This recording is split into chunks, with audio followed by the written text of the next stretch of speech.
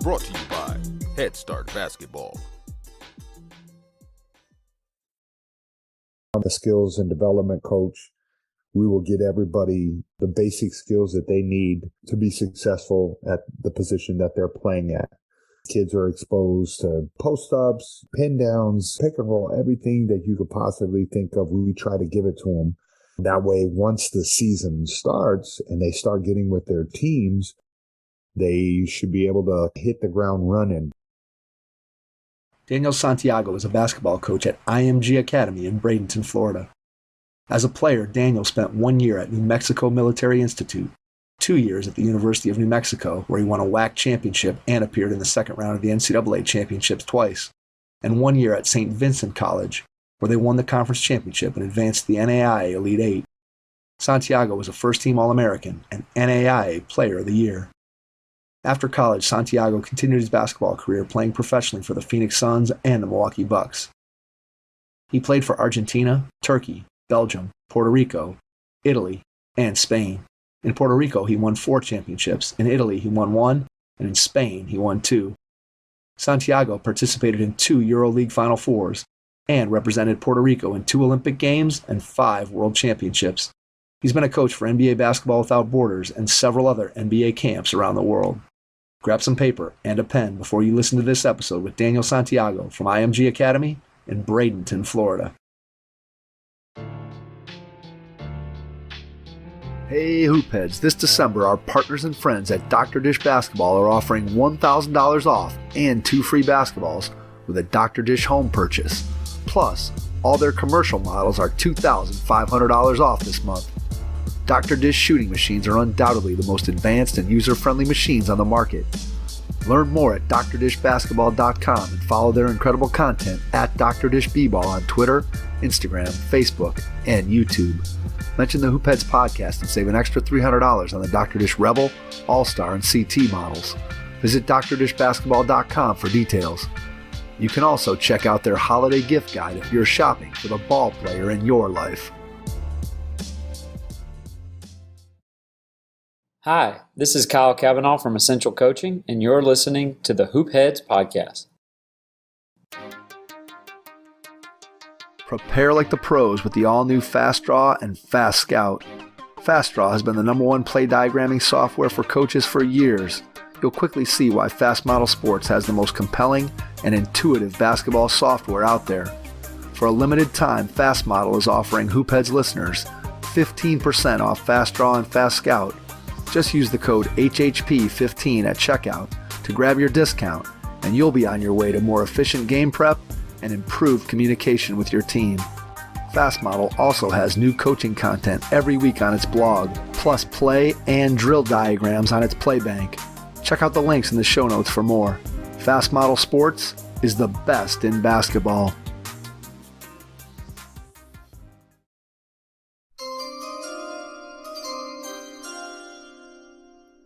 The first training camp Elite Skill Development and Performance Combine will be held on the campus of Western Reserve Academy, just outside of Cleveland, Ohio, powered by Unleash Potential and the Hoopheads podcast. The camp is designed for boys rising to grades 6 through 9 and will take place June 29th through July 1st, 2023. An emphasis on improving individual skills in the context of a team environment will be the hallmark of the training camp. Mike Klinzing from Head Start Basketball and the Hoopheads podcast and Joe's Decision from Unleashed Potential will serve as the camp directors of this inaugural training camp. Campers can expect 3 days of hard work, intense skill instruction, and learning how to be a great teammate on and off the court at the training camp. Players will participate in 10 elite skill development sessions led by some of the best coaches from across the country. Visit headstartbasketball.com to get registered.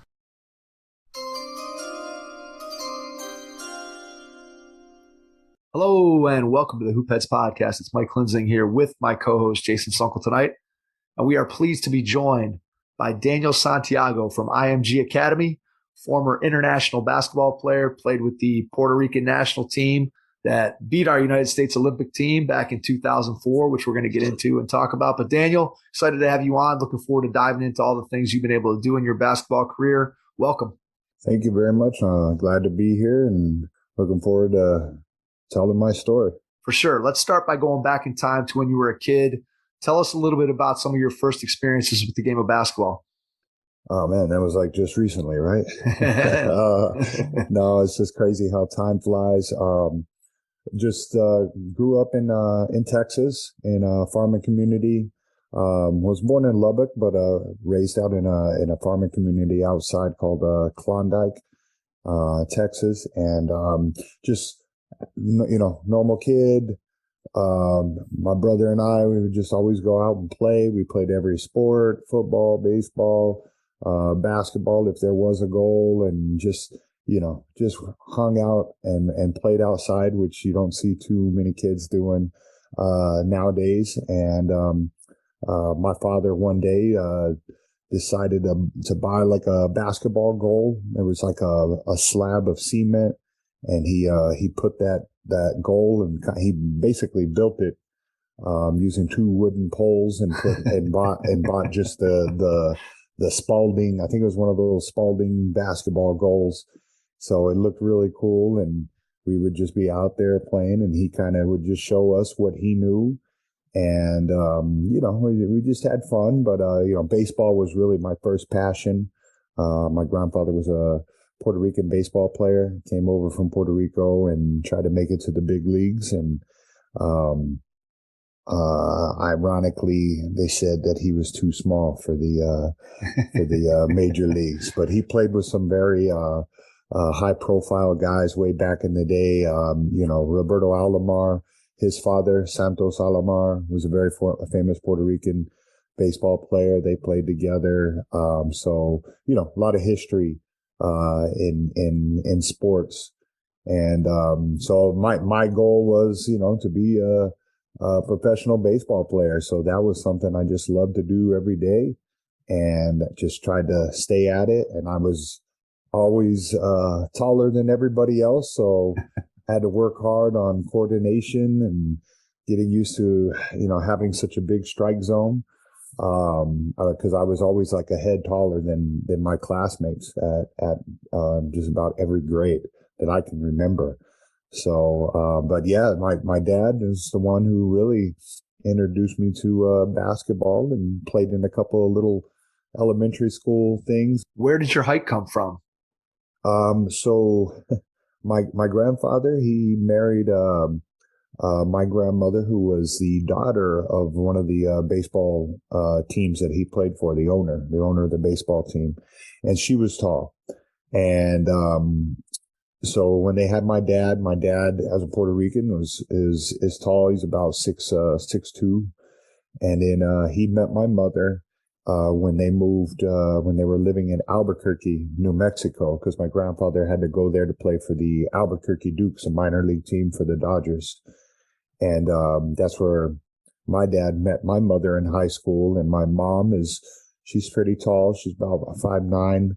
And her brothers are like 6'4", 6'5". They're real, pretty big guys. So I just got the combination of both sides, and I am the tallest in the family, and that's kind of the way it's been for the past couple of decades here. Probably moving forward, right? Probably moving forward. I'd say you probably have a pretty good handle on being the tallest. It's going to take quite an outlier to be able to beat you. When did basketball overtake baseball? At what point in your life did that happen? So when we moved my fifth grade year to from Texas to Albuquerque, New Mexico, that was a big change, for me. Albuquerque is like, wow, it's the big city, because we were used to living in a farming community, nothing but farms and land and things like that. And so living out there, there were people that played baseball, but you saw in the area that I was at a lot more people playing on the basketball courts of like the elementary schools and that were in the area. So that's where I started playing, because I had a couple of friends that I kind of knew. And, we started playing a little bit out there on those courts, and usually it was against some older kids that were, bigger or kind of my size, or some adults. And so, just got pushed around a little bit, and, just, always had that competitive nature. Cause, I just, wanted to get better, learn more about the game. I didn't like to lose. So, I just kept coming back and, got a lot of ridicule and things like that. And, but I just stuck with it. But I still played played baseball. Once I got into my sophomore year of high school, actually my freshman year of high school, I was going to try out for the team. But the coach, wouldn't let me because I was supposed to get the physical the day of the tryout or the day after the tryout. And he wouldn't let me try out, because that was the only way I could schedule the physical. And, he had actually said that he was going to let me try out because I was like, 6'4", 6'5", right, as a freshman. And he was like, no, I never said that. And so I just, all right, well, forget basketball my freshman year, played baseball on the freshman team. And then the next year I was like, we'll see what happens. That coach got fired and they brought in a new coach, and they were, very happy to have me on the team. So it's like we want to have the 6'7", 6'8" kid come and play on the team. Crazy. Yeah. Crazy So how I that works. was about 6'6" at that time. And, so they were just like, okay, well, yeah, we'll have you on there. And it was difficult for me because I was still growing, a lot of coordination, just still learning the game. It was very fast for me. Even though I did play other sports, so the baseball, the hand-eye coordination really helped me out a lot. So that sophomore year, I basically played like on the freshman team and a little bit on the JV. Just because, they saw some potential, and, obviously the height is there. And that the day that we were going to have I'll never forget it, the day we were going to have our basketball banquet, like the end of the year celebration, I had a really good year. I really improved and I was really excited, but I had a game earlier in the day, and it was a baseball game. And we were on a team that had probably about 30 kids on the team. The coach really didn't cut anybody. And so finally I got my chance and I played first base, imagine.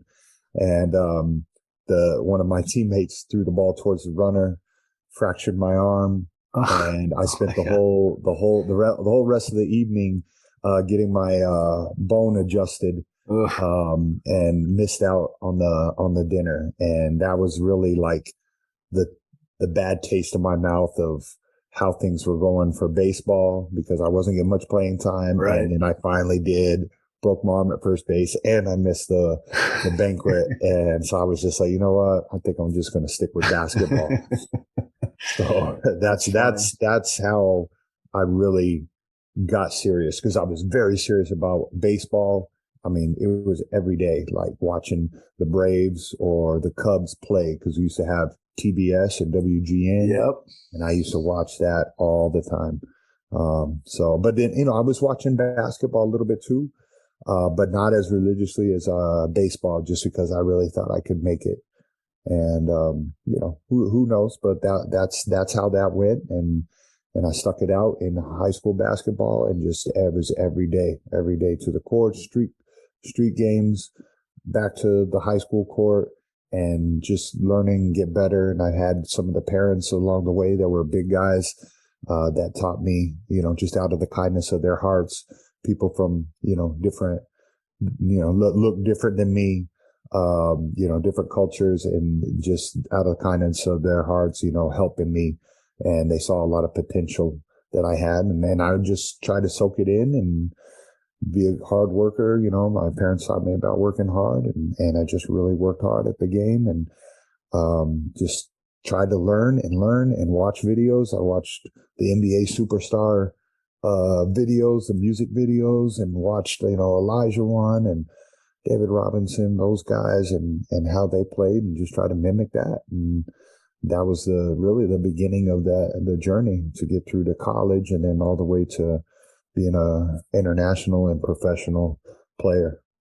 When you talked earlier about playing outdoors, and you said, hey, kids don't really do that very often anymore. And that's one of the things that when I look back on my time as a player, and I'm 52 years old, and so I grew up in an era where I did the same thing that it sounds like you did, where I was outside and playing on the courts, and that's where I tried to really improve my game and get better.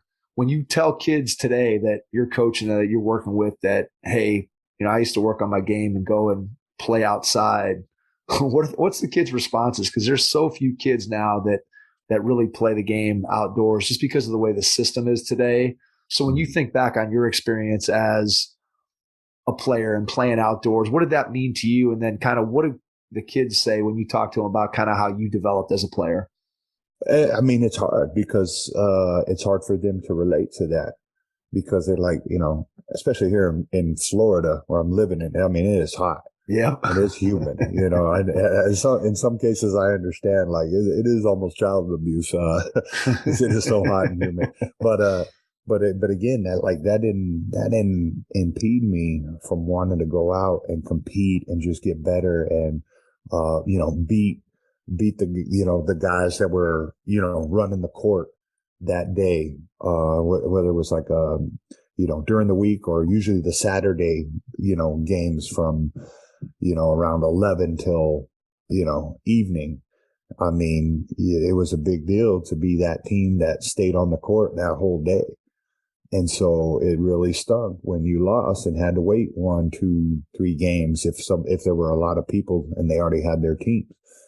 So, that was, you wanted to compete, kids nowadays, I mean, everybody gets a ribbon, everybody gets a trophy and, then, they play in a lot better conditions. I mean, cause, most of the LA fitnesses or, there's complexes, for basketball gyms and things like that. And everybody's got a trainer. Like I didn't, the only cones I saw were the cones that were, for the traffic, or that Yep. the men at work, sign, you'd see all the cones and things like that. So like that was non-existent. You did the same thing over and over. You had 5-spot shooting. And then you just try to figure out how to defeat your opponent or beat your opponent. If they knew your left hand was weak, they were going to push you left. So you were like, man, I'm going to have to figure out how to go left. Yeah, I think it's such a difference in terms of how kids grow up, as you said, with the trainer versus the way that you went about it, where you're kind of out on the court just trying to figure things out for yourself. How much did you balance as you were a high school player trying to improve and get better? How much did you balance out playing pickup basketball versus how much time you were putting in by yourself, just working on your game, skill development wise? Man, that's a real good question. Because with our high school team, our coach did a pretty good job of trying to, having the gym open for us, if we weren't in another sport. I fortunately made friends with a guy who, was been my best friend for a very long time. Was the best man at my wedding. And he was a big guy. He was about 6'6", but he could handle left, right. He could shoot. He was a very good player, very good for high school. And he and I was very fortunate that I had a buddy that either I would drive or he would drive, depending on who had the car, or if our parents would go find a court or get to our high school court and just shoot or maybe play each other a little one-on-one, that kind of a thing. So that helped me because he was quicker than me, but he had good size. So kind of just held each other accountable for that. So I was very fortunate to have a good friend like that, he wanted to get better and he wanted me to get better and vice versa. And we would go and just, play each other, whatever we could with the ball until, we just got tired and then we would go play video games or something else. But you know what I mean? It was just, that was on our mind because we really both thought we could get scholarships. And that was, because both of our families, we didn't come from wealthy families. So it wasn't going to be an option. We had to get scholarships if we wanted to go to college or go to that next level. What's your favorite memory from high school basketball? And then we'll get into talking a little bit about your college experiences.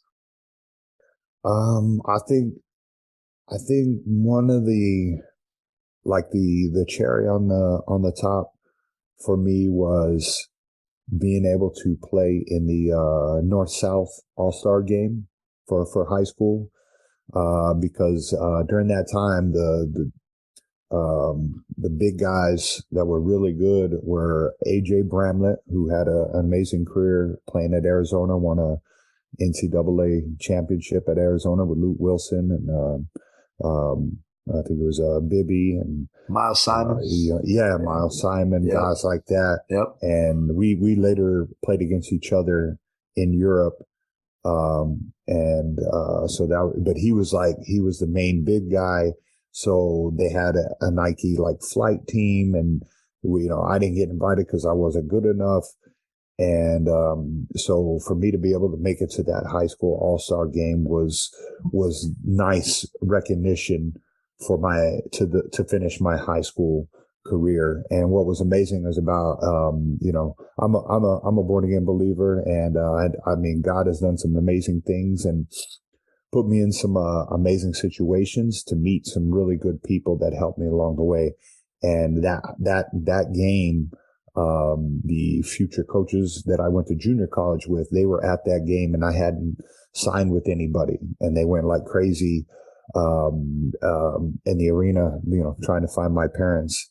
And they were both big guys. One was 6'5", and the other guy was like 6'10", and they, one played in the Harlem Globetrotters, the other played in the CBA back in the day. So I was like, oh, okay, these guys might know something. They could help me out. So that game helped me get to the next step in my career, which was a year of junior college basketball at a military school. So what was that year like for you? Oh man, it was interesting just because I've always been fascinated with the military, and just the order and just the way things are run in the military. So it was a good opportunity because, after high school, you either you go to college, get a job, or, go to the military. I mean, that was, pretty much most of the options back in the day. Right. And so I got a little kind of taste of both, except the job part of making money. But I mean, they gave me a full scholarship there. Got over there, they shaved my head. But what was cool is the coaches prepared us for all the things that we would have to do, all the military stuff, shine your belt, your shoes, how to look presentable. So we had like a week where we had kind of a leg up on everybody else. So it wasn't as tough for us. And they kind of got us mentally ready, for all the craziness that was going to go on. So it was great because it helped me develop a lot of mental toughness and, dealing with the military people. Sometimes they're not very rational. And, my brother served in the Navy, and it's not for everybody, but I'm truly grateful because I did learn a lot. I learned a lot, but I really tried to hide out in the gym and just learn from the coaches when they were there and try to play them one-on-one. And that really helped me out a lot. And, I was just very, very grateful. The one thing I do remember, when I first got there, I saw the locker rooms and they had a player. His name is, Terrence Rincher, and his brother, Mike Rincher, his brother Terrence Rincher played at the University of Texas. Mike Rincher was like 6'6", and he was in his second year at junior college, and he was a very athletic, really like a four-man, but really had some great moves and just super athletic. And I saw his locker, and he had all these letters from all these colleges, and I was just like, wow. I mean, it was just full of it. And I was just like, wow. And so the head coach, he was like, if you work really hard, I guarantee, your locker is going to be like that. And sure enough, I worked really hard that year, had a great year. And when I came back, thinking possibly of going back another year, I looked at my locker, and he was like, you remember last year when you saw Mike's locker? And I was like, yeah. And he's like, look at yours. And I had like all these letters from all these different colleges, colleges I'd never even heard of. And so that was just like a really cool memory that I had in junior college. Do you feel like, how big was your growth as a player during that year? Like, how much do you feel like you improved? When was the explosion where you went from, okay, I think I can be a college player, to I think I can maybe play professionally? When did that transition take place? In junior college, did you start to see that? Did it happen the following year when you got to New Mexico? Just tell me a little bit about when you feel like you really got better. Man, I think it was that year, just because I was like, man, I'm playing against this guy who's a grown man that played CBA. He did professional, and in the league at that time it was New Mexico and Texas, and we played some teams in Colorado, and then there were some tough, like Midland, Odessa, Howard, Frank Phillips, like those group of colleges had some really tough competition, and there was some big guys too, at least 6'9". There was even one of Manu Bull's like distant cousins. It was like 7'3" or something like that. And I had really good games against those teams and just put up really good numbers. And our team, we did well. We were winning, and it was starting to get more consistent, and I gained a lot of respect from a lot of people, and got invited to like some JUCO like showcases. And so a lot of D1 coaches saw me.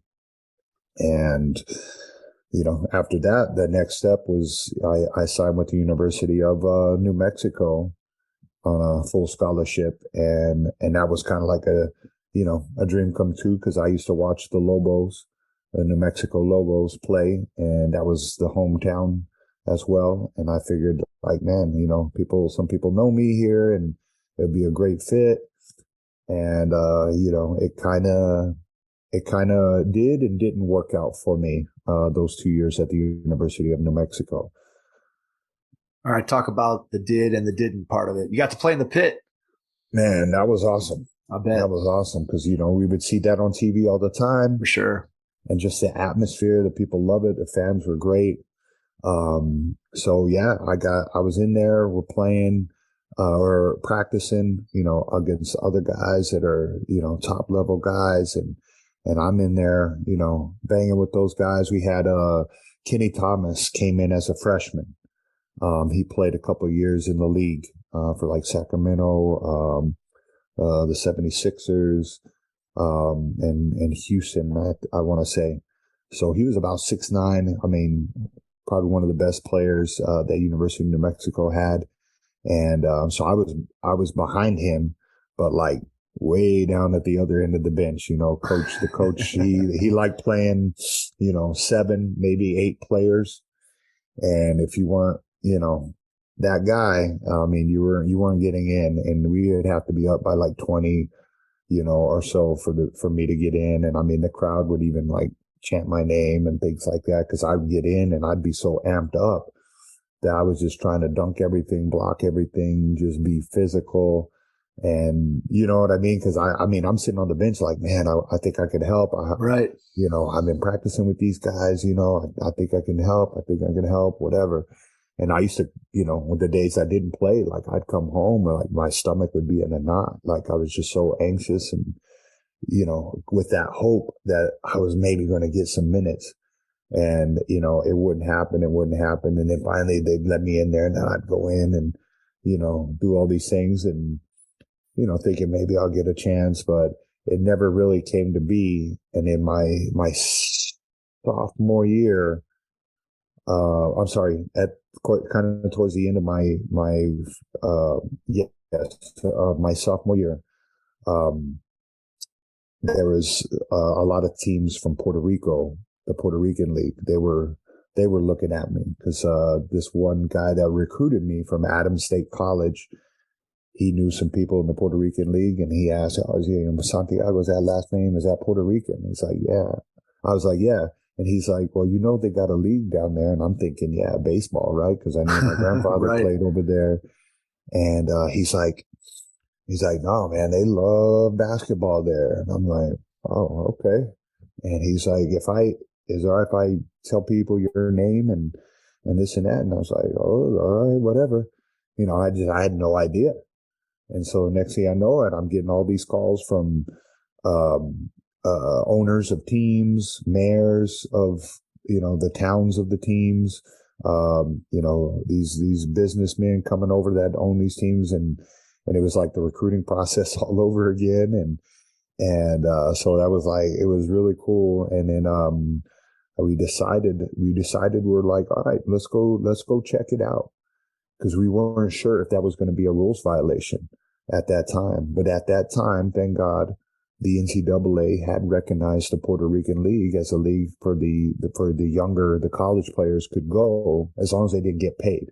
Like they could get their expenses paid, a car and an apartment and, some food money, but they could not get paid because, they wanted us to keep our amateur status. Right. Interesting. So that was back in the day when two Puerto Rican guards played for the University of Massachusetts named Carmelo Travieso and Edgar Padilla. They played for John Calipari and also played with Marcus Camby. And that was back in the day when UMass was like undefeated in the tournament. And those guards they were all over the place. And so I saw them and I knew they were in the league. So I was like, everybody knows those guys. Like, I'm going to go. And so one of the coaches tried to stop my mother and I when we were getting ready to leave to go to Puerto Rico to visit one of the teams that we felt comfortable going over with. And he was at the airport at like 5 a.m. saying, we don't know if it's going to be a rules violation, don't go. And my mom's just like, we're going to go. So she helped me in that aspect and we went over, we had a good time. They, showed us everything about the island, met some really great people that would be, influential in my life in Puerto Rico. And was like, all right, I'm going to sign with the team. The team I signed there was Bayamon Vaqueros, which is the Bayamon Cowboys. And they had like a pretty good history of basketball and just some really good players who I met, and they kind of took me under my wing. And that's what led me to start playing in the Puerto Rican League against grown men, because, that's what I needed. And these guys had so much experience. And also I started playing for the under 21 team for Puerto Rico, and I did really well. And the men's national team brought me along, and I was able to represent Puerto Rico in the 96 Olympics in Atlanta. United Basketball Plus is your doorway to all things basketball. If you desire to go further, faster as a coach and leader, if you want to maximize your team's potential, or if you simply just want to be a student of basketball, United Basketball Plus is the resource to take you to the next level in your basketball journey. As a member, you will have access to some of the greatest minds in basketball today. The in-depth videos provided by these coaches and basketball experts will help make difficult concepts simple to understand and teach. With your membership, you will have access to video playbooks, sports psychology, fast model playbooks, skill development, speed agility, and various other United Basketball Clinic videos. Your annual membership also includes access to our 2021 United Basketball Clinics, as well as discounts to attend future basketball clinics. The best way to find out all we have to offer is to visit us at unitedbasketballplus.com. So what's that Olympic experience like? Obviously you get to go in and just beyond the experience from a basketball standpoint, just what's it like being in the Olympic Village with all these other great athletes from all over the world, different sports? What's that experience like? So for me, it was like a dream come true, because I used to always watch the Summer Olympics when they would come on I think it was like, ABC or CBS or one of those channels. And it was just so fascinating, to see these athletes represent their countries and how passionate they were, regardless of the sport. And I was just like, it was like awesome. So, as a kid living in the States, I, dreamed representing the United States and this and that. And then next thing you know it, I get this opportunity. God opens up this door for me to start playing for Puerto Rico. It's like in a blink of an eye.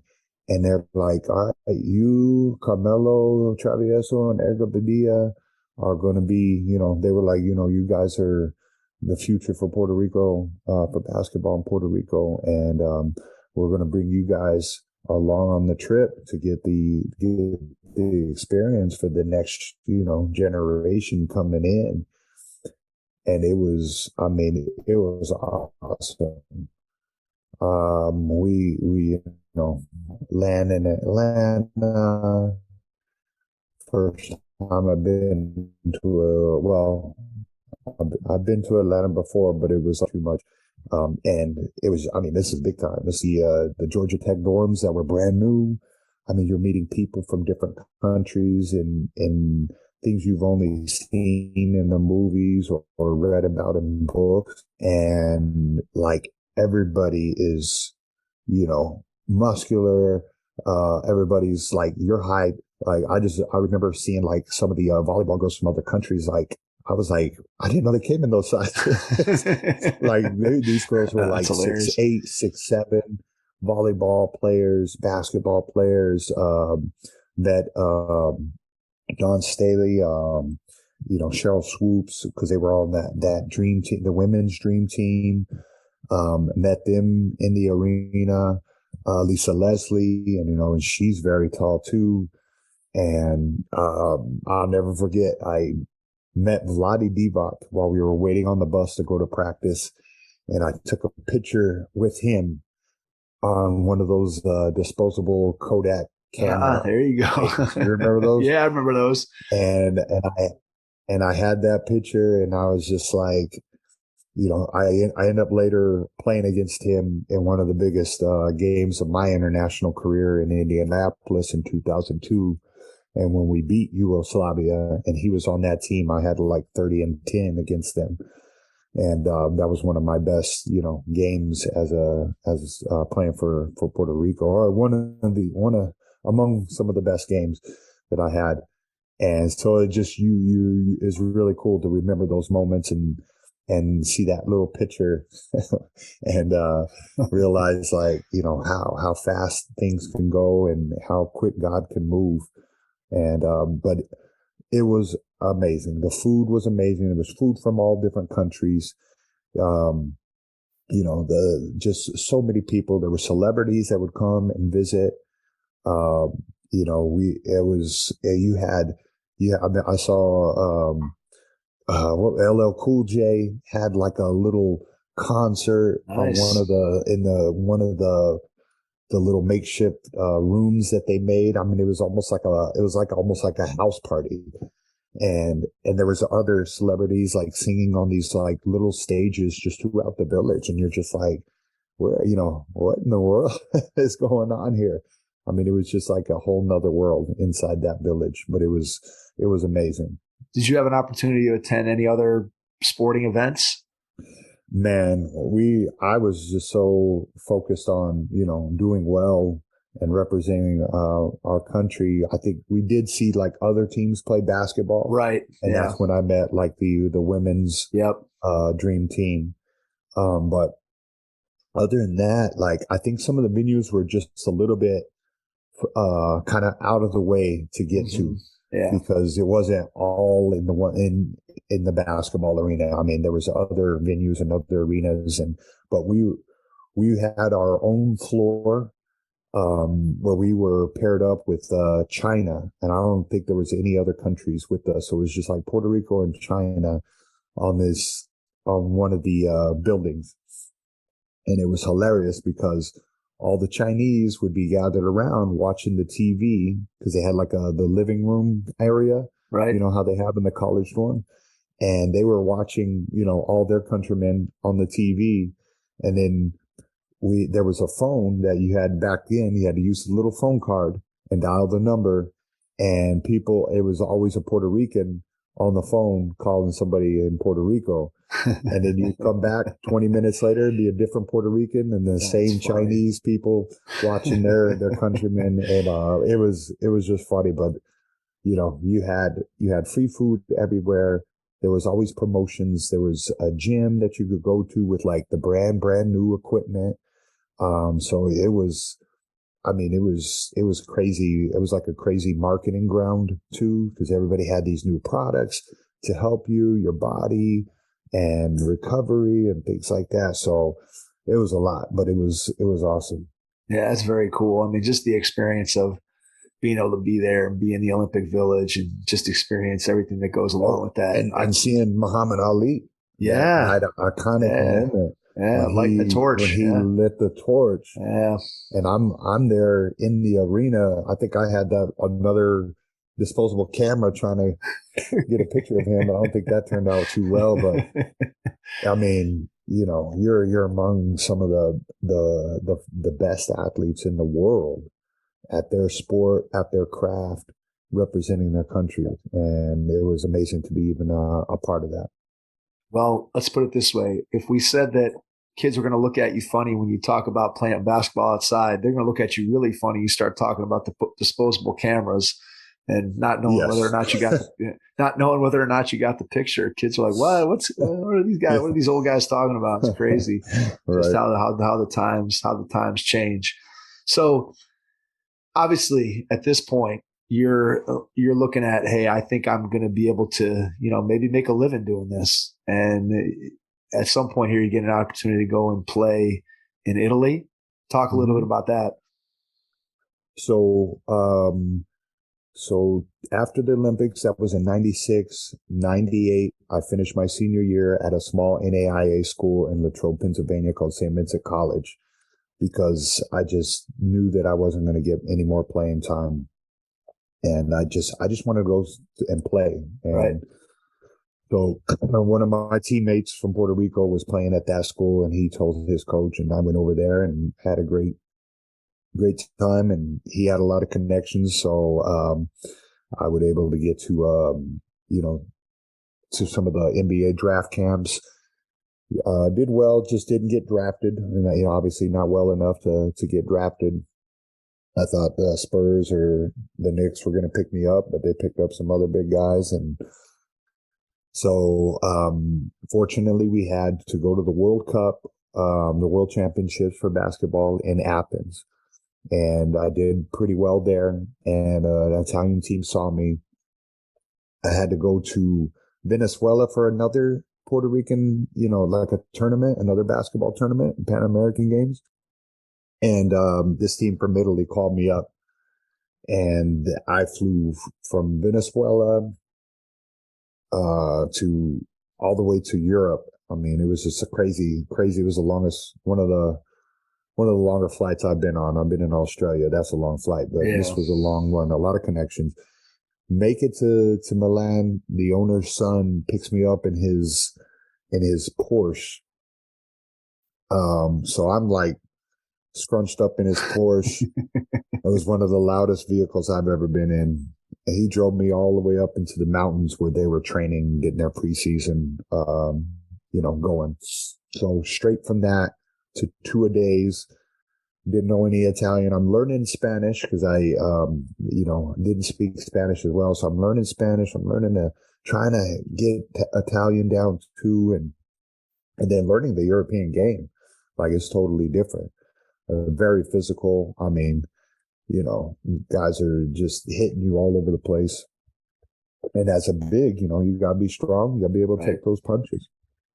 So, the owner, the coach didn't want me because he wanted a veteran American, a reinforcement player, which, thinking about it now, like, okay, I get it.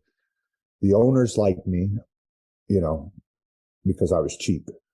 So, but I wasn't that bad, but it wasn't what the coach had in mind. So that kind of ruffled that relationship. I'm still learning the adjustment of how to play over there. And it gets to be like the third or fourth game, and I'm starting to hear a little bit of some of the boo birds coming out, or they like to whistle over there when they boo. So, I'm starting to hear a couple of those. But things started to click. And I had a really good point guard named Gianmarco Pacheco, who's actually the head coach for the Italian national team right now. And he was very, very good at handling the ball. And one of his favorite things was the pick and roll. So, which was great for me because the coach, he told me, like, I'm not going to, we're not going to give the ball to you. You're just there for defense and rebound and block shots. That's it. If you get the ball and score, it's going to be by accident, basically. So I'm like, whatever. All right, this is the job. I was very frustrated, but okay, this is what God put in my hands. So let me do what I can. So starting to get the flow of it. And this little point guard, man, he was really good. He'd penetrate, and he was a very good passer. So it was funny because he would try to look for his, but then he would, give me that pass back. If he had nowhere else to go. So I just kind of figured out, look, and I'm taking my frustration and anger out on that rim every time. That was my goal. I'm going to dunk on everybody. And, I started like dunking on everybody. I started, blocking shots, catching the rhythm and figuring it out. And then he started, some of the fans started getting excited because I was playing above the rim, which they didn't see too often there in that league. And so then people, started, really cheering me on, and they were like, man, we were winning, and it was a tough league. So we ended up winning the league that year, and that really I gained a lot of, obviously a lot of exposure, but a lot of confidence and a lot of prestige from other coaches and scouts. And so, that year we won the championship, and then we were able to represent Italy in the McDonald's Goodwill games. And they would invite all the teams that won championships, and the Spurs won the championship in that shortened lockout season. And so I had already had a good game against Tim Duncan when he played for USA Select, and we played in Puerto Rico against each other. So scouts were already I was on their radar. And in this game, we played the Spurs. They had David Robinson, Tim Duncan, Avery Johnson, guys like that, Mario Ellie. They just come off that championship. And I had, we as a group, we played with a weaker team than we had the year before for that Italian team. And we were beating the Spurs the whole time. And I had a really good game. I dunked on Tim Duncan. Nice. And that dunk, everybody saw that, and it was worldwide and everything. So that really raised my stock. And the Phoenix Suns ended up giving me a look, and that's how I got into the Phoenix Suns team. Scott Skiles liked me and got on that team, just from, the success that I had playing for the Italian team. All right, so talk about that experience with the Suns. What's it like going from the European League and with Italy, and then going and playing in the NBA? Just what was obviously the level of play much higher. Just talk about your experiences. Man, first of all, you sign, and it's just like, wow, I made it, because that was one of my goals. Right. And just being around, Jason Kidd. We had Tom Gugliotta. The Matrix was just starting his career. Mario Ellie ended up being on the Phoenix Suns team. Clifford Robinson, from the Trailblazers. Rodney Rogers. I mean, we had a really good team, and we were in the West. So we ended up winning 55 games and still come out 8th place in the Western conference. It was tough. I mean, I'm playing against Shaq, playing against Duncan and Robinson. And then you had Mike Olowokandi, Sabonis in Portland. These guys, you see them on TV, and you're like, man, I'm here playing against them. Elijah won in the latter part of his career. And, it was just amazing. It was amazing. Most guys will say they remember the popcorn smell when you first play your first NBA game, because that's all that fills the building. And it was just a great moment. And I was starting, I'm out there, guarding Shaq. I'm out there guarding these guys that I used to watch when I was, in high school and college. And so it was very surreal, and it wasn't easy, but I found a way to make it happen, and did well. I held my own. Did you feel like once you got there that you were going to be able to stick for a long time, or did you feel like it was kind of precarious that, man, I'm right here on the bubble of I'm going to make it or maybe not make it? What was your mindset at that point? Well, I mean, I was just, still learning the game. And I was like, man, I mean, like I said, I was starting, and we were having success. I also saw some of the politics on the other side of that, because they had drafted another big guy, because everybody's trying to stop Shaq. So they had drafted big Jake Sakalides. And so, I'm starting, and Jake's coming off on the bench, and it, kind of didn't look good, that a minimum wage guy was out there starting, and your future, draft, your lottery picks there sitting on the bench. So I had to sit the bench for a while. Like, I couldn't even dress, nobody's gonna, outwork me, or, you're not going to say that, oh, well, he never comes in on time, or he knows things about me, because, I took it serious. So, but at the end of the day, it just didn't work out. I had an injury also at the end, plantar fasciitis that I dealt with. And so they ended up releasing me, and I kind of had to start over in a sense, went back to Italy, and try to make the most of that situation. But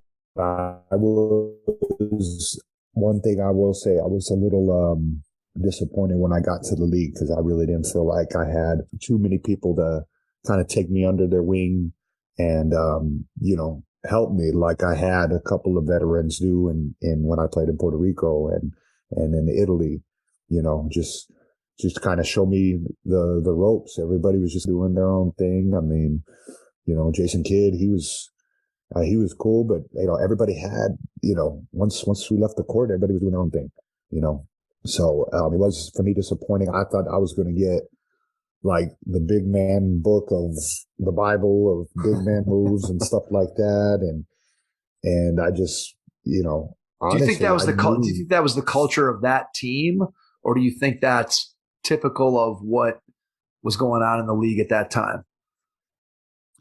I think it was typical what's going on in the league, and I think that still happens. And but there are teams that are not like that. That the culture is a little bit different.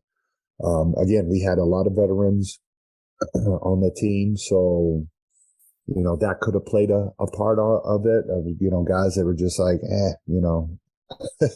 I mean, they were all good dudes, but nobody really took that extra step. Hey, young fella, I mean, there were certain things that they did, but it felt like, that I had really learned a lot from the coach that I had at New Mexico, as far as like footwork and body positioning, that I was one of the best, post-up players, that they had. So I just wasn't getting any of the calls because I was the rookie. And I mean, I remember seeing some of the videos of guys just like high-fiving my wrist, and I can't even get my, shot off, and the referee's just looking at me like, yeah, welcome to the league, Rook. So, that may have played a part in it, but it was what it was. And like I said, I did the best that I could do, and it just didn't work out. I did get back into the league after playing in Rome, and played for the Milwaukee Bucks. Got to play with Tony Kukoc, Michael Redd, and guys like Desmond Mason, Tim Thomas, Keith Van Horn, Joe Smith, and TJ Ford. And same thing there. I mean, I started, came off the bench, and, had an injury the second year. I had a really bad eye injury. And then after that, I went to Europe and played in Malaga, Spain for 3 years, won a championship there, and played in Barcelona, championship there, Turkey, Belgium, and then Argentina. And I always played in Puerto Rico in the summertime and for the national team, and went to another Olympics in 2004. What was your favorite country you played in? Oh, man, that's tough because each one has its own thing. I mean, Italy was awesome. For me, some of the best food, that Italian food was just so different, than what you get here. It was just so fresh, and like I could eat the simple plates all day, every day. And what was cool is we had like a favorite restaurant we used to go to, and my wife became really good friends with the daughter of the owner. And, it wasn't cheap. And we would go up there to pay, and the father would be like, no, it's good business that you're here. And I was like, all right, well, we'll see you tomorrow. There you go. Hey, we'll be back. Yeah. And let's get this to go. And Nice. So, but it was a different atmosphere, very family oriented, and and I started learning the language. I think a lot of people respected me for that, and to do the interviews in Italian, and because the languages are very similar, so it helped me learn Spanish and Italian. And it was awesome. Spain was great. I mean, we were in the southern coast. They call it the Costa del Sol, which is the sun coast, and Malaga, and that was beautiful. And Barcelona is just an amazing city as well. Each one has its own history and way of living and culture. It's amazing. What's the craziest European basketball story you can tell us that's PG? Oh, man. Yeah, PG, huh? PG-13, how about that? Yeah, I mean, it was just insane to me sometimes watching the things that would happen in the games, and you're just like, wow, the referee did not make the call, and you're like, that's got to be one of the craziest plays I've ever seen. And then 2 nights later, you'd be like, no, that was the craziest thing I've ever seen. And it just seemed like it would top itself every other week. Just the officials' calls, and then things that would happen. Fans would throw things. If it was a big rivalry game, like I remember a fan was running around like trying to kick the players, and we all had to go in the locker room. The riot police had to go out there, calm everybody down. Then we played the game, and then we were up, and they didn't like the call that the ref made, and somebody threw stuff, and then the ref was like, that's it, game's over. And then all the stuff got thrown out on the court. They were throwing the coins, the screws of the chairs. They're throwing rocks at the bus. We're trying to get out of there like alive. And you're just like, man, it's just a basketball game. One of the craziest places was Partizan in Belgrade in Serbia. And there was a big game that we had, and all the fans knew that if their team would win, they would get into the EuroLeague top 16. But we were also trying to fight for good position in the EuroLeague top 16 as well. So it goes into like overtime. They thought they won. They had people run out there. Then they get news that one of the teams in the EuroLeague lost, so automatically we're both in. So they're like crazy excited. And I'm sorry, before the game even starts, like people were stabbing each other to get tickets. like their own fans were stabbing each other to get tickets. Wow. So like that shows how the atmosphere was. And okay, so we go through, we do the overtime. We ended up winning in overtime. but they kind of like were so distracted that they had won, that they were in, that they didn't play to win, because we played to win. We ended up getting into a better group. They went into like they called a group of death. Yeah. So that was all they got was, okay, they made it to the top 16, but then after that, they had to play all these tough teams because of the position that they were in. So, it was just crazy. There's just always atmospheres like that. And that was one of the things I really enjoyed most, was going and beating somebody in their home gym, especially in Europe, because it was tough to do. As long as you could escape on the bus without getting pummeled with foreign objects, right? Yeah. That's a plus too. Argentina, we had a playoff game. They threw a rock, and my son and my wife were on the bus with us, and the rock hit one of my teammates. It wasn't a rock. It was like a stone. So yeah, stuff like that happens, people spit on the players, it can get very volatile. Yeah, there's no doubt. I've heard lots of stories just of different situations similar to ones that you described that are kind of crazy. If you think about soccer, yeah, right. Yep. It's just a microcosm of it. Yeah, for sure. No doubt about that. All right, tell us a little bit about the 2004 Olympics and beating the U.S.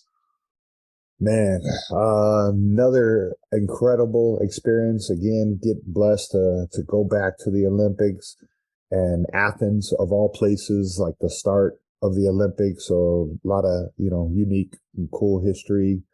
To go back to Greece and Athens. I always joke around. I said I could probably be a Greek citizen because of so many tournaments that I played in Athens.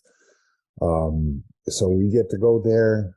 We qualified, and we had a really good team. We had a good mix of big guys and wings, and our guards were really quick.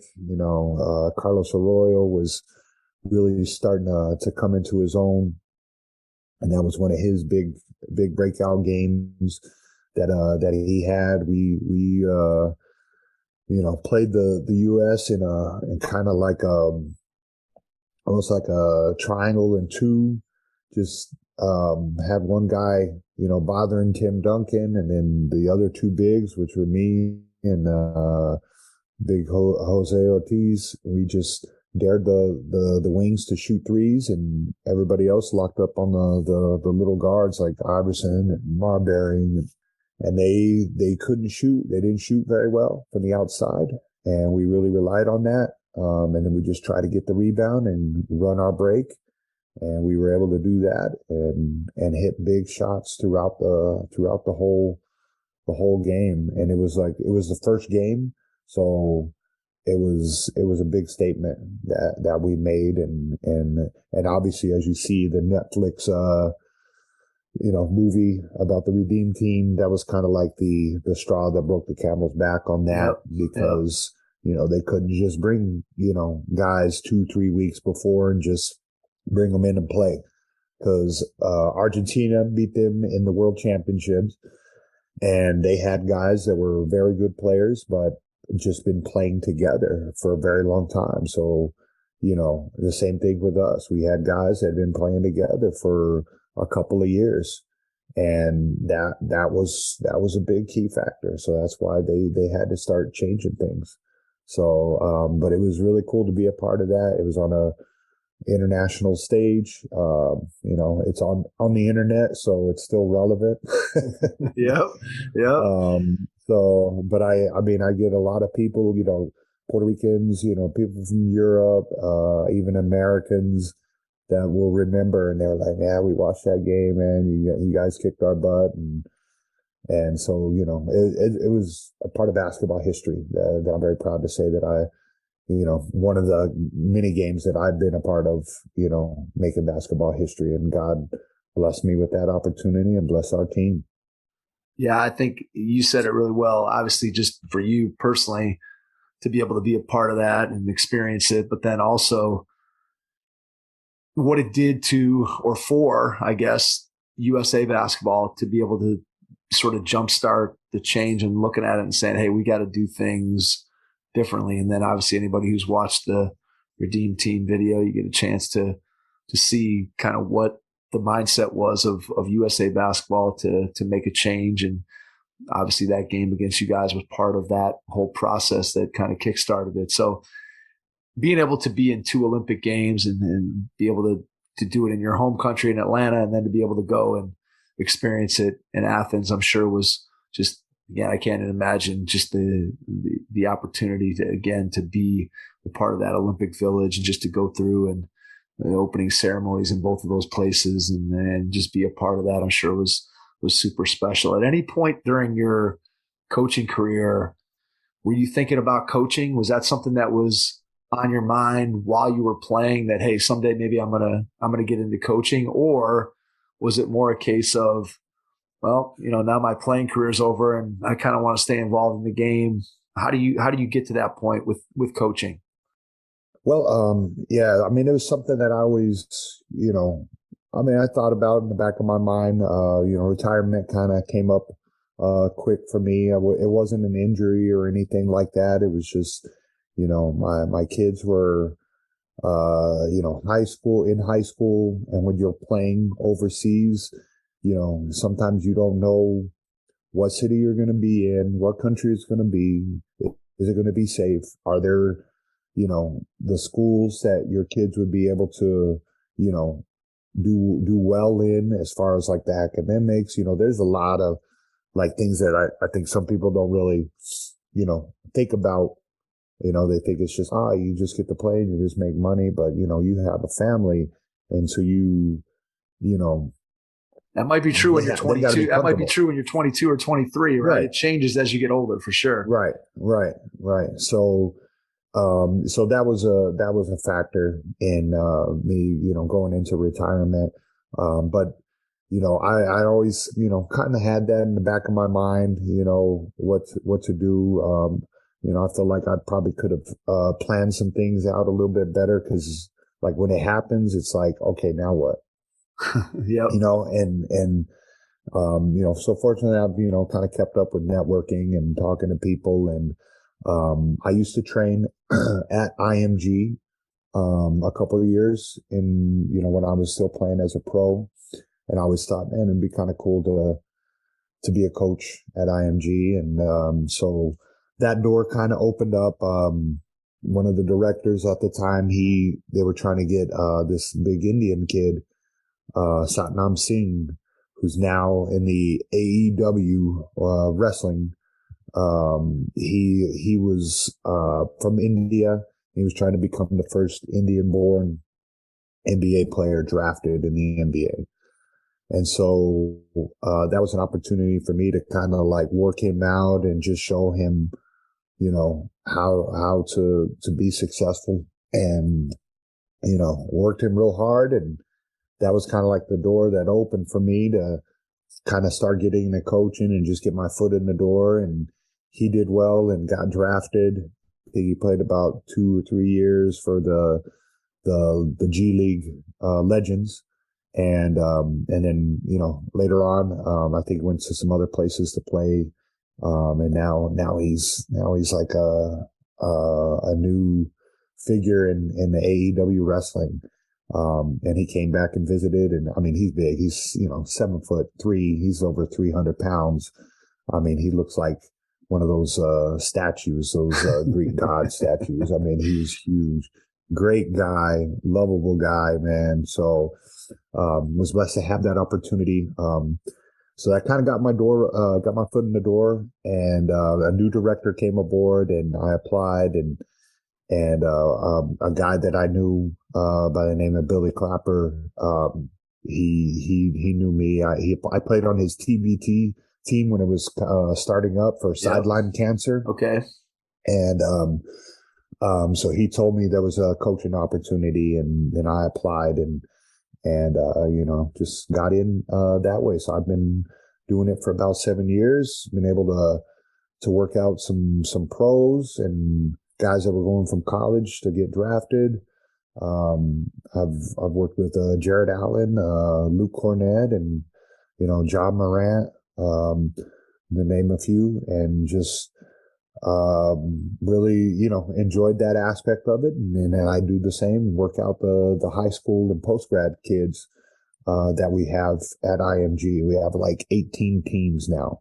So from middle, JV, high school varsity to post-grad, and also boys and girls. So I get to work with a lot of interesting kids from different countries. And, you know, it's a blessing. I'm just trying to give back and teach them all the things that I experienced, and hopefully they'll use it and put it to good use for their futures and their careers in basketball and in life. Your first impression is everything when applying for a new coaching job. A professional coaching portfolio is the tool that highlights your coaching achievements and philosophies, and most of all, helps separate you and your abilities from the other applicants. The Coaching Portfolio Guide is an instructional, membership-based website that helps you develop a personalized portfolio. Each section of the Portfolio Guide provides detailed instructions on how to organize your portfolio in a professional manner. The guide also provides sample documents for each section of your portfolio that you can copy, modify, and add to your personal portfolio. As a Hoopheads Pod listener, you can get your Coaching Portfolio Guide for just $25. Visit coachingportfolioguide.com/hoopheads to learn more. What's your process like when you start working with a new player, whether it be a pro, whether it be one of the high school kids at IMG, when you're sitting down and you're going to work with the player and go through their first workout with them? What do you do to prep yourself to be able to provide them with the most value that you can? Well, you know, you just kind of want to relate to them in some way. Like if the person's from another country, you know, there's a possibility I might know some of their language or something. And so I think that's something that's beneficial. You know, you just try to find a common ground, and at the end of the day, look, man, I'm here for you and to get you better, and I'm going to try to teach you all the things that gave me success, because, you know, I've been at almost every level you can think of. I mean, from freshman team to JV to varsity to junior college, D1, NAIA, international, Olympic, NBA, you know, I mean, I pretty much can cover just about every level you want to go to. So That's for sure. At the end of the day, I'm trying to make you look good. And these are the little tricks that I, you know, learned along the way. And, you know, I think it'll benefit you, you know, but at the same time, the player has to believe in it and trust it. So, you know, like I said, nowadays kids can look you up on the internet and they're like, oh, you're on the internet. So, you know, you must know what you're talking about. And, you know, so sometimes it goes like that. But, yeah, just trying to find a common ground with them and try to relate to them. And, you know, at the end of the day, it might just be like, hey, man, you're messing with your money right now. Like, let's get focused. And sometimes that'll be the thing that they need to hear. How much film do you watch with players, or how much film do you watch when you're prepping, kind of putting it together, whether it's with a pro or if you're working with one of your guys at IMG, when you're working with one of the kids? Are you looking at game film of them or with them so you can kind of get an idea of what they do, what they need to work on? Well, as far as like the pros or the guys that are trying to get drafted, you kind of already have an idea. You know, they're pretty much almost, you know, set in the ways, you know, that they shoot, because unless it's just something that's really drastic and something that they are going to sit down and will change. Like, you know, I try to be careful not to change too much of somebody's shooting technique, maybe a detail, you know, a ball positioning or something like that. But, you know, I believe that's something that's, if you're going to, you know, overhaul somebody's shot, for example, like they've got to be like mentally committed to do it. Yeah, no doubt. You know, because I've tried to help, you know, one kid, and they would bring the ball they were right-handed. They would bring the ball to the left side of their body and shoot it. And it was just very, very inconsistent. And, you know, and the kid was, you know, about 17, 18, but it just, already kind of set in their ways. And I would just say, hey, all right, this is something you have to do. It's a habit that you have to break. If you say you want to do it, then this is what you got to do. And, this kid was always resorting back to the old way of doing things. And I was just like, all right, I feel like I'm going to cause more harm than good by just, beating them over the head on it. I mean, there's some kids that will take it and they'll figure it out. But there are some that are just, they just keep going back to the old way, whether it's just a confidence or they're so comfortable doing it that way, they don't want to change. There could be fear. And, there's that mental side of things, because you want them to trust you. But sometimes you just got to step back and kind of let them fall on their own. And then maybe they'll come back to you and, hey, maybe not. And maybe somebody else will change it, down the road. But, if I have the chance to watch film with especially the younger kids, just so they can see the game the way that a pro sees the game, I'll definitely do that. And at IMG, we have, we try to record all the kids' games. So that is something that's, a possibility and that we do. And I'm able to, we have so many games. I can't watch all of them. But, right, exactly. With 18 teams, you're not watching every game? Oh, my gosh. No, man, I can't do it, So, but, especially teams that got, big players on that I've been, like, working with a little more individually, then, I'll be like, all right, hey, this was really good. Now just watch out for this, and just, help them along the way. But the video is just very valuable. That helped me a lot throughout my career. And so I'll even tell them of, my mistakes, I'm like, man, it's good that you have somebody that's in your ear, because there was a point in my career where I started shooting my free throw a different way, where I bring it back behind my head and my shot would hit the front of the rim a lot because it was almost a line drive. And I go, for whatever reason, I don't know why I made that change and nobody told me, now I shoot it, the proper way, especially when I teach it. But I was just like, I could have been a better shooter at the free throw line if I had somebody alongside to say, hey, why are you shooting it like that? And so that's kind of that's the example I use for the kids and try to tell them, hey, why do you hold the ball in this position? It's too much movement or, whatever it is. Right, right. So tell me a little bit about your day to day at IMG. So I don't know if you have a typical day, but just kind of walk us through what it looks like. Like, what are you doing on a daily basis in terms of your coaching responsibilities? Well, it just depends on the time of the year, the time of the season. We have kind of like, the summertime, we have a lot of camps. So most of the kids are, home in their countries, playing, for their teams and AAU teams, and we're doing camp. So that camp we have like 2 sessions. It can be from 8 to 10, and then from 1 to 3, and that will be throughout the whole week for I don't know how many months. It just seems like forever sometimes. But that is a real grind. That's the summertime.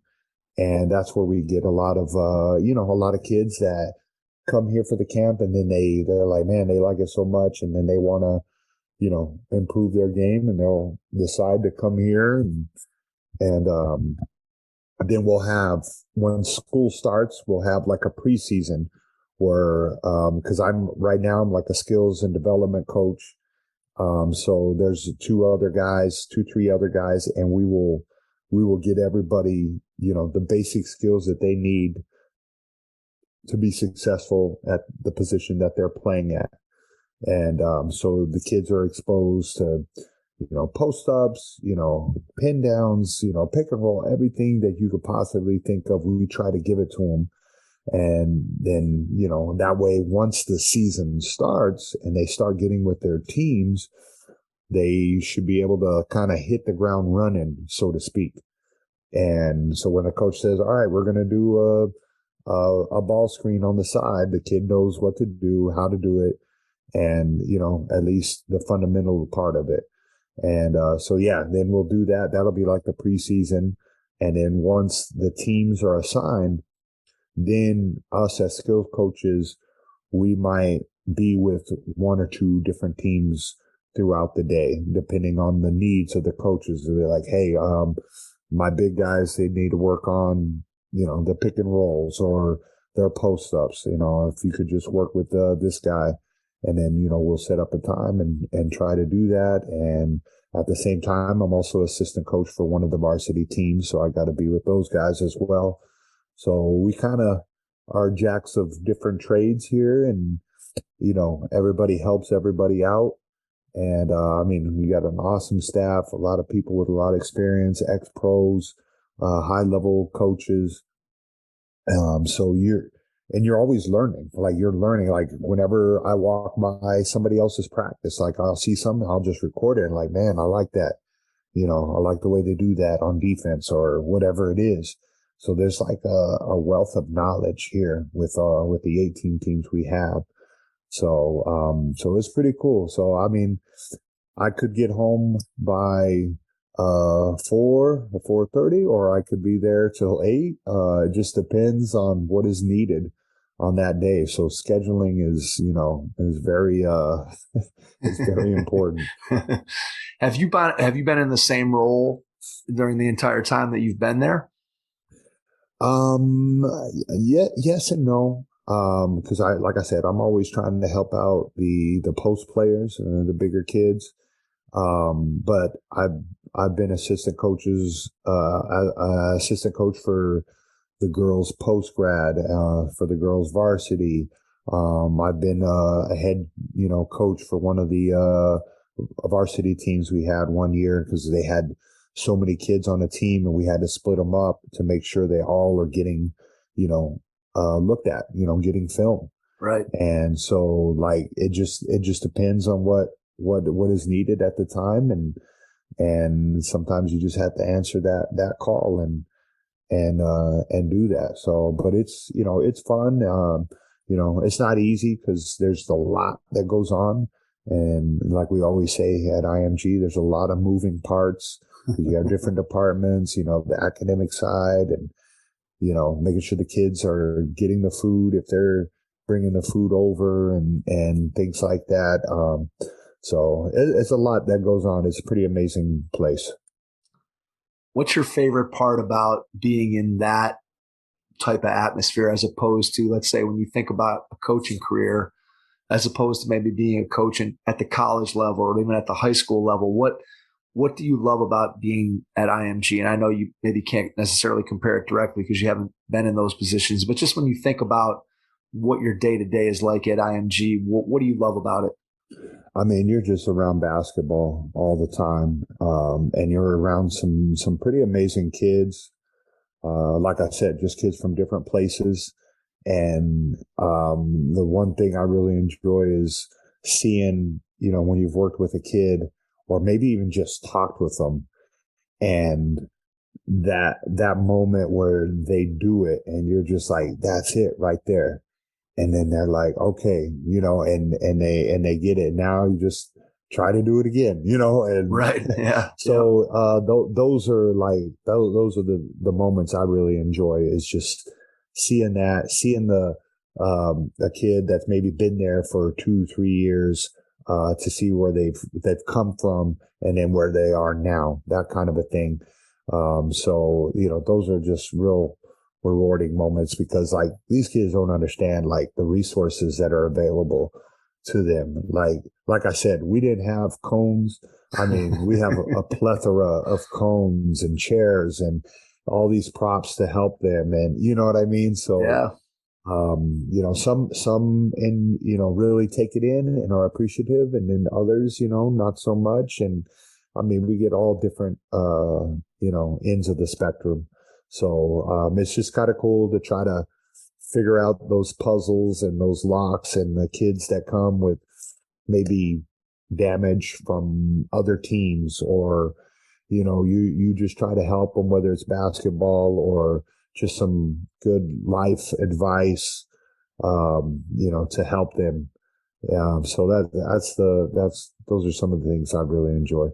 So when you are looking at, again, working across 18 teams. So you're talking about what, 100, 200 players or so. About 140. Okay. So you're not necessarily getting to spend a ton of time with each and every kid, but there's clearly some that you're going to spend more time with, either because they're a big guy that can use your specific expertise. But like, let's just say that there's a kid who you're spending a lot of time with. What's the amount of time that you're spending with a kid during a season? Obviously you're helping out with the team, but when you're working with an individual player, like how much time are we talking about that they're seeing you on a one-on-one or a small group basis over the course of, a week or a month? It's really hard to say. It just depends. If I am like assigned to a team, like I'm an assistant coach with a team with our varsity blue right now, I mean, I'll definitely see those guys and they'll hear my voice, almost as much as they'll hear the head coach's voice. Because, we've been there, we've done that, and the coach, has that confidence in us that we're on the same page, and also just to point things out, like, why would you stand there, or why did right? I know.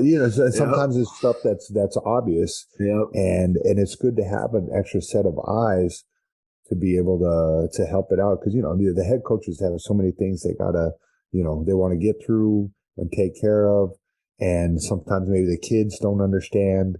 Even if it might be a kid that speaks more Spanish than English or Italian, and I can just tell them, hey, and I'll tell them in their language, and it'll just kind of help them out a little bit. So yeah, it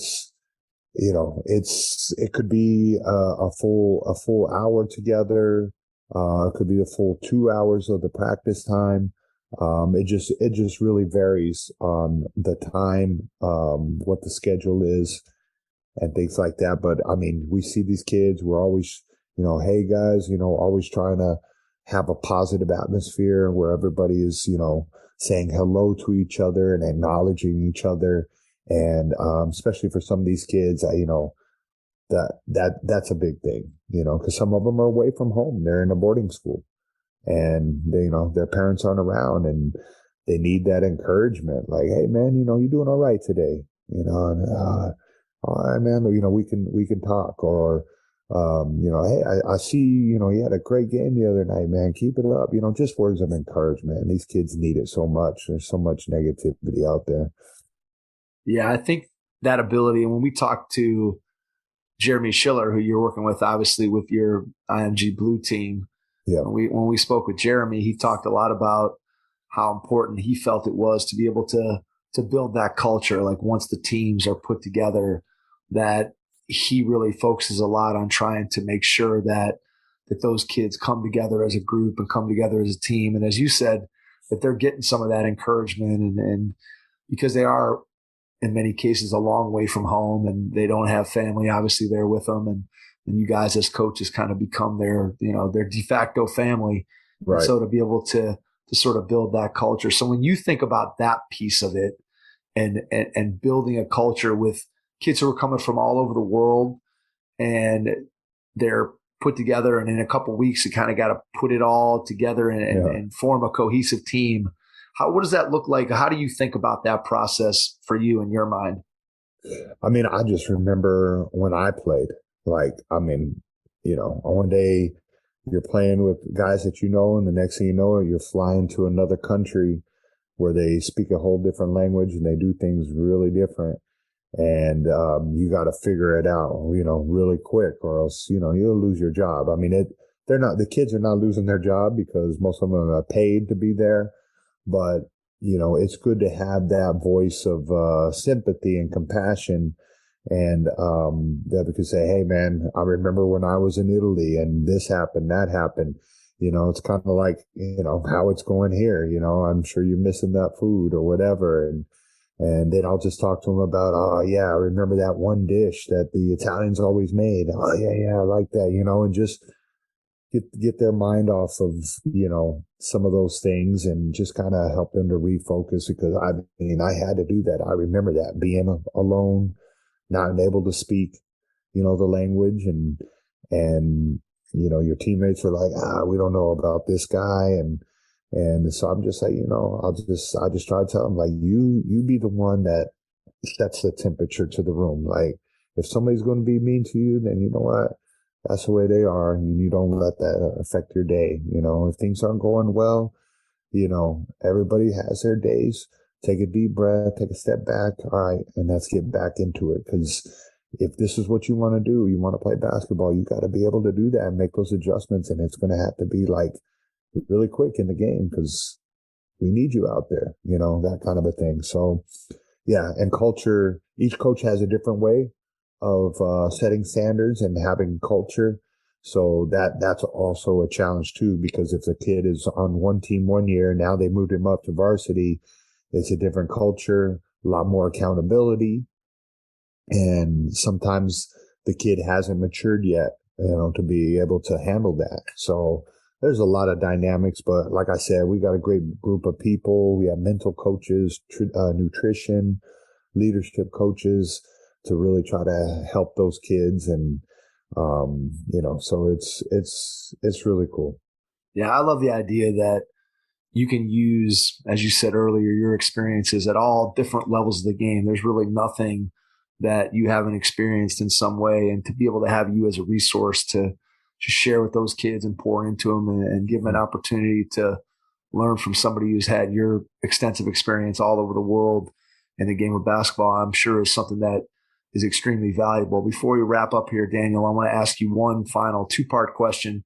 Sure. Part one is, when you look ahead over the next year or two, what do you see as being the biggest challenge that you have in front of you? And then the second part is, when you think about what you get to do every single day, what brings you the most joy about coaching at IMG? So your biggest challenge and then your biggest joy. I think right now the biggest challenge, just being honest with you, is just being able to, be valued, getting paid what you're worth, and that's really hard to find nowadays. A lot of people that have some very high quality experience,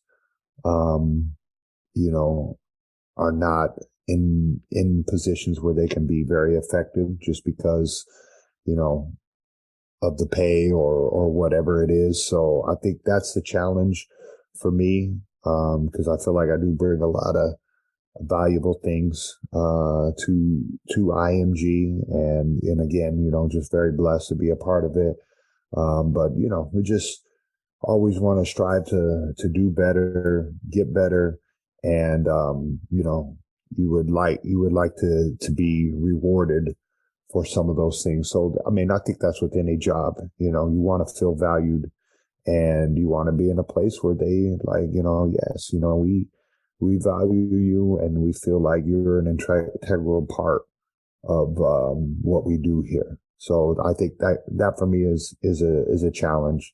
And then, like I said before, I just really enjoy helping these kids kind of find their way in this world, whether it is through basketball or not through basketball or whatever sport it is. It's not for everybody. The game of basketball, the game of baseball, football, it is not for everybody. And so hopefully these kids will be able to learn some things. Maybe it is for them, but then maybe they'll take some of the things that they learn, because I believe just about any sport, you're going to be able to learn something to incorporate into the working world or the next, step in your career. So yeah, just knowing your value and just being able to help people, make that next step in their career or in their journey in life. So those are the challenges and also the things that I enjoy. Yeah, absolutely. That's well said. I think talking about, again, not just making an impact on the basketball court, but making an impact on your players' lives off the court. And I think that's what everybody as a coach, there's obviously wins and losses that are a big part of how we all get evaluated. But at the same time, I think every coach would say that being able to impact the players in more ways than just teaching them how to be a better shooter or have better footwork, if you can really impact them off the floor, that's really what it's all about. Before we wrap up, I want to give you a chance to share how people can find out more about you, whether you want to share social media, email, how can people reach out to you, find out more about what you're doing, and then I'll jump back in and wrap things up. Yeah, I mean, I'm on LinkedIn, just my name, Daniel Santiago, and then Instagram. I try to, put up some cool photos or whatever, like throwback, days or whatever. And that's Daniel Santiago, 1525. So yeah, I mean, really don't have too much else going on other than, just always open and available. And one thing cool about Instagram, I've been able to connect with some old teammates and good friends and, friends of the family over the past couple of years. My daughter got me into the Instagram thing. So it's like a blessing and a curse. Yep. Sometimes you're just like, man, how long I've been scrolling. So, but yeah, so that's where they can find me. And you can find me at the IMG, website and shoot me an email on my work and I'll try to get back to you. Awesome. Daniel, cannot thank you enough for taking the time out of your schedule tonight. Really appreciate it. And to everyone out there, thanks for listening, and we will catch you on our next episode. Thanks. Thanks for listening to the Hoop Heads podcast, presented by Head Start Basketball.